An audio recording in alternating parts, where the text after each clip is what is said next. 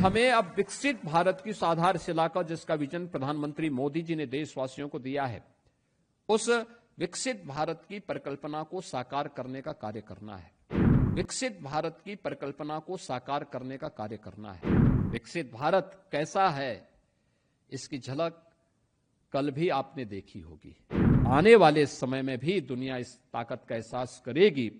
इसमें महत्वपूर्ण नागरिक कर्तव्य अब हो जाते हैं। में अब विकसित भारत की आधारशिला का जिसका विजन प्रधानमंत्री मोदी जी ने देशवासियों को दिया है, उस विकसित भारत की परिकल्पना को साकार करने का कार्य करना है। विकसित भारत कैसा है, इसकी झलक कल भी आपने देखी होगी। याद करिए, विकसित भारत किसी को छेड़ता नहीं है। विकसित भारत अनावश्यक रूप से किसी के कार्यों में हस्तक्षेप नहीं करता है, और ये तो इतिहास रहा है हमारा।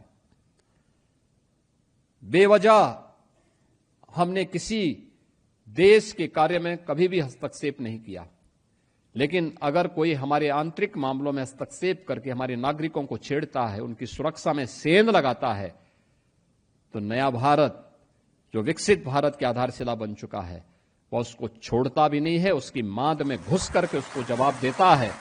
और कल आपने भारत की ताकत का एहसास दुनिया ने भी किया है, और आने वाले समय में भी दुनिया इस ताकत का एहसास करेगी।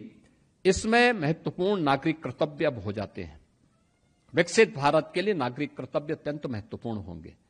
शिक्षक अपने क्षेत्र में प्रयास करे नवाचार के लिए, शिक्षा के क्षेत्र में शोध और विकास के अभियान को आगे बढ़ाने के लिए। शिक्षा के क्षेत्र में ऐसे कौन से परिवर्तन ला सकते हैं, कौन सी तकनीक अपनाई जा सकती है जो पहचान के लिए नौजवानों को, हमारी वर्तमान पीढ़ी को मोहताज करने के लिए न छोड़ दें, बल्कि उसके उज्जवल भविष्य को आगे बढ़ाने में अपना योगदान दे सके। हमें उस दिशा में आगे बढ़ना होगा।